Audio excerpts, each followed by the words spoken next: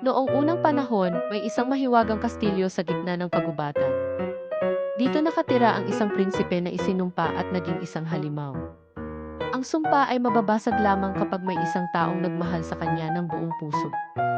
Sa isang tahimik na bayan, nakatira ang mapangaraping si Belle at ang kanyang mapagmahal na ama. Palibhasa ay mahilig magbasa, laging nananabik si Belle sa mga bagong pakikipagsapalaran. Ngunit isang araw, naligaw ang kanyang ama sa isang paglalakbay at aksidenteng napadpad sa isang mahiwagang kastilyo. Nang malaman ni Belle na nakakulong ang kanyang ama sa loob ng kastilyo, nagdesisyon siyang siya na lang ang manatili roon kapalit ng kalayaan nito. Lumabas si Beast, malaki, mabalahibo, at nakakatakot sa unang tingin, ngunit may tinatagong kabaitan na unti-unting napansin ni Belle. Habang lumilipas ang mga araw, nagbago ang takot ni Belle at napalitan ng pag-unawa. Kumakain sila ng magkasama, naglalakad sa hardin, at nagbabasa ng mga libro.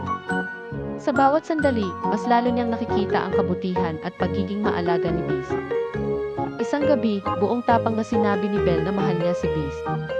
Biglang lumiwanag ang buong kastilyo. Unti-unting nagbago si Beast at naging isang prinsipe muli. Niyakap niya si Belle ng buong saya, at mula noon, nagsimula sila ng isang bagong buhay na puno ng pag-asa at pagmamahal.